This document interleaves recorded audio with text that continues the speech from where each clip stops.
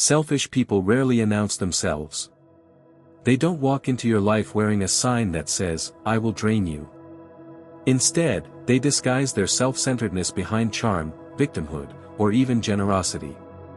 But ancient Stoic and Zen masters identified 6 unmistakable patterns that reveal true selfishness, and once you learn to spot them, you'll never be fooled again.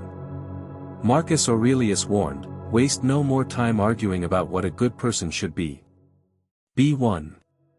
But he also understood that recognizing who isn't good, who is fundamentally selfish, is essential for protecting your energy and peace. The Buddha taught about right association, choosing wisely who you allow into your inner circle. This isn't about judgment, it's about discernment. It's about recognizing patterns that drain rather than enrich, that take rather than exchange. Subscribe Animation with Zen Bell, if you're tired of giving your energy to people who only take, and ready to develop the wisdom to spot selfishness before it costs you. Subscribe now. You're about to learn what truly selfish people can't hide, no matter how hard they try. Sign 1, they only appear when they need something. The first unmistakable sign of a deeply selfish person is their disappearing act. They vanish when you need them and magically reappear when they need something from you. This reveals the core of selfishness. They see you not as a person but as a resource. You're a tool to be used when convenient and set aside when not needed. The relationship isn't reciprocal, it's transactional on their terms only. The Stoic philosopher Seneca wrote about how true friendship is tested not in words but in actions over time. Selfish people fail this test consistently. They're nowhere to be found during your struggles, silent during your achievements, but suddenly very present when they have problems, requests, or needs. Notice the pattern, their communication is almost always initiated by need. They don't check in to see how you're doing, they check in to see what you can do for them. They don't celebrate your wins unless your wins somehow benefit them. They don't support your struggles unless ignoring them would reflect badly on them. The Buddhist principle of right livelihood extends to right relationships, exchanges that are balanced and mutually nourishing. Selfish people create relationships where the energy, support, and resources flow in only one direction, toward them. When you start noticing this pattern, pay attention to how you feel after interactions with them. Do you feel enriched or depleted? Valued or used? That feeling is your wisdom speaking. Sign 2, they never take accountability. The second sign is their complete inability to take genuine accountability for their actions. Everything is always someone else's fault, circumstances beyond their control, or misunderstandings that you're responsible for clarifying. This is crucial to understand. Selfish people can't afford accountability because it would require them to consider how their actions affect others. And considering others fundamentally contradicts their self-centered worldview. Marcus Aurelius practiced rigorous self-examination, writing, "When you wake up in the morning, tell yourself, the people I deal with today will be meddling, ungrateful, arrogant, dishonest, jealous, and surly." But then he examined his own behavior with equal rigor. Selfish people do the opposite, they examine everyone else while excusing themselves. Watch what happens when you try to address how their behavior hurt you. They'll deflect, "You're too sensitive." They'll reverse it, "Actually, you hurt me first." They'll justify, "I only did that because you." They'll play victim, "I can't believe you're attacking me when I'm going through so much." Notice they never simply say, "You're right. I did that, and I understand why it hurt you. I'm sorry." Because true apology requires considering another person's experience as equally valid to their own, something selfish people are constitutionally incapable of doing. The Zen teaching here is about recognizing illusion. Their elaborate explanations and deflections are smoke screens. The pattern reveals the truth, they will never prioritize your feelings over their comfort. Sign 3, they keep score and remind you of their generosity. The third sign is that they keep meticulous score of everything they've done for you and regularly remind you of their generosity, especially when you need something or set a boundary. True generosity, as both Stoic and Buddhist traditions teach, expects nothing in return. But selfish people don't give, they invest. And they expect returns with interest. Listen to their language: after everything I've done for you. Remember when I helped you with. I've been so good to you, and this is how you treat me. Every past kindness becomes ammunition for future manipulation.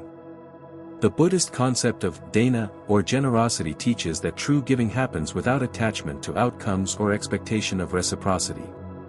The Stoics similarly taught that virtue is its own reward. But selfish people turn every act of kindness into a debt you owe. Here's the deeper pattern: their generosity was never about you. It was about creating leverage, building credit they could cash in later, or maintaining an image of themselves as generous. The moment you can't or won't reciprocate, you discover their kindness had strings attached all along. Watch what happens when you say no to them after they've helped you. Suddenly, all their past actions are weaponized against you. This reveals the truth: their help was never freely given, it was a down payment on your future compliance. Real generosity flows freely and disappears like water in sand. Selfish generosity sticks to you like glue, constantly reminding you of its presence and demanding recognition. Sign 4: they make everything about them. The fourth sign is their remarkable ability to make every conversation, every situation, every moment ultimately about them. Your problems become springboards for their stories. Your achievements become threats to their spotlight. This is the essence of narcissistic selfishness, an inability to allow space for anyone else's experience without connecting it back to themselves. The Stoic practice of sympathia, understanding our interconnectedness, requires the ability to step outside yourself and genuinely inhabit another's perspective. Selfish people can't or won't do this. Everything must be filtered through their experience, their feelings, their perspective. Watch what happens when you share good news. They'll either minimize it: that's great, but wait until you hear what happened to me; compete with it: that's nothing compared to when I, or find a way to make it about them: I'm so proud of myself for helping you get there. When you share struggles, they'll interrupt with their own worst struggles: you think that's bad? Let me tell you about my day, offer advice that centers their wisdom rather than your need, or somehow become the victim of your problem: your stress is stressing me out. The Zen concept of big mind versus small mind is relevant here. Small mind sees everything through the narrow lens of personal ego. Selfish people are trapped in the smallest possible mind, one that can only understand reality through the single perspective of, how does this affect me? True connection requires the ability to hold space for another's experience without making it about yourself. Selfish people are fundamentally incapable of this. Sign 5: they have empathy only when it serves them. The fifth sign is perhaps the most deceptive: they can display empathy, but only when it serves their purposes. This selective compassion reveals that their empathy isn't genuine, it's strategic.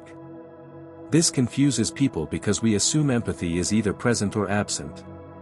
But selfish people often have what psychologists call cognitive empathy: they can understand what you're feeling.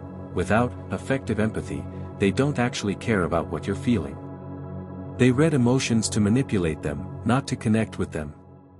Watch the pattern: they show great empathy when they want something from you, when observers are watching, or when your pain doesn't inconvenience them. But when your needs conflict with their wants, when your boundaries limit their access, or when your feelings would require them to change behavior, suddenly their empathy vanishes completely. The Buddha taught about karuna, compassion that arises naturally from understanding suffering. True compassion is consistent because it comes from genuine understanding. But selfish people's compassion is conditional because it comes from calculation. Marcus Aurelius wrote, "The object of life is not to be on the side of the majority, but to escape finding oneself in the ranks of the insane." Selfish people perform sanity and empathy when it suits them, but their true nature emerges under pressure. Notice how they respond when your emotional needs inconvenience them. The mask slips. The empathy evaporates. And you see clearly, their compassion was always a tool, not a trait. Sign 6: they never celebrate your wins. The sixth and final sign is their inability to genuinely celebrate your victories. Your success threatens them, so they ignore it, minimize it, or find ways to make themselves feel superior to it. This reveals the deepest truth about selfish people: they see life as a zero-sum game where your gain is their loss. They can't celebrate your wins because in their worldview, your success diminishes their value. The Stoic principle of sympathia teaches that we're all connected, so another success enriches the whole. The Buddhist concept of mudita, sympathetic joy, is the practice of delighting in others' happiness and success. But selfish people are incapable of both. Watch their responses to your achievements: silence. Changing the subject. Immediate competition: that's great, but did I tell you about my? Subtle diminishment: must be nice to have the time/money/luck for that. Or performative congratulations that feel hollow because they are. Compare this to how they respond when they achieve something. They expect celebration, recognition, and praise. But when you achieve nothing. Or worse, resentment disguised as concern: I hope this doesn't change you, or, be careful, success can be dangerous. The Zen teaching is to notice what people do, not what they say. Their actions toward your success reveal their true nature. Genuine friends feel genuine joy at your victories. Selfish people feel genuine threat. This isn't about expecting everyone to celebrate everything. It's about recognizing the pattern: they consistently cannot be happy for you because your happiness doesn't serve them. The deeper pattern: protecting your energy. Understanding these 6 signs isn't about judging or condemning selfish people. The Stoics taught that people act according to their nature, judging them is pointless. But protecting yourself from them is wisdom. Marcus Aurelius wrote, "Choose not to be harmed, and you won't feel harmed. Don't feel harmed, and you haven't been." This doesn't mean accepting poor treatment, it means recognizing these patterns early so you can adjust your expectations and boundaries accordingly. The Buddhist principle of right association teaches that not everyone deserves access to your inner circle. Some people are meant to be in your life at a distance, acquaintances, not intimates.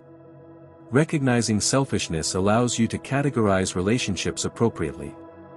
Here's what protecting your energy looks like in practice. First, stop expecting reciprocity from selfish people. Expecting them to be generous, accountable, or celebrating will only disappoint you. Accept their nature and adjust your behavior accordingly. Second, limit what you share with them. Don't offer vulnerability to people who weaponize it. Don't share victories with people who resent them. Don't seek support from people who drain you. Third, set and maintain firm boundaries. Selfish people will push against any limit. Your consistency teaches them that you're no longer available for one-sided relationships. Fourth, don't try to change them. The Zen teaching is to accept what is. You can't make selfish people generous. You can only control your own response to their nature. The goal isn't to eliminate selfish people from your life entirely, that's often impossible. The goal is to recognize them clearly so they can't camouflage themselves as something they're not. Recognizing these 6 signs doesn't make you cynical, it makes you wise. The ancient masters understood that discernment is essential for maintaining your peace and protecting your energy. Selfish people will continue being selfish. That's not your concern or your responsibility to fix. Your responsibility is to see clearly, so you don't keep giving your precious energy to people who only take. The Stoics taught that wisdom begins with accurate perception of reality. The Buddhists taught that clarity of vision prevents suffering. Both traditions point to the same truth: when you see people as they are rather than who you wish they were, you free yourself from unnecessary pain. These 6 signs, appearing only when they need something, never taking accountability, keeping score, making everything about them, showing strategic empathy, and being unable to celebrate your wins, these are the patterns that don't lie. When someone shows you who they are through these consistent behaviors, believe them. Not with bitterness or resentment, but with clarity and appropriate boundaries. Your energy is sacred. Your peace is valuable. Your time is finite. Don't waste these resources on relationships that only extract, never enrich. If this video helped you recognize patterns you've been ignoring or gave you permission to protect your energy, show your appreciation with a like and subscribe for more wisdom on navigating relationships with clarity and strength. Your challenge: think of one relationship where you recognize multiple signs. For the next 7 days, practice one boundary with that person. Just one. Notice how they respond. Their reaction will tell you everything you need to know. In the comments, simply share which sign resonated most powerfully with you. Just a number 1 to 6. Let's see which pattern is most common in our collective experience. And remember, recognizing selfishness in others isn't judgment, it's protection. You're not being mean by setting boundaries with selfish people. You're being wise. Until next time, trust your observations, honor your energy, and remember that you don't owe your life force to people who don't value it.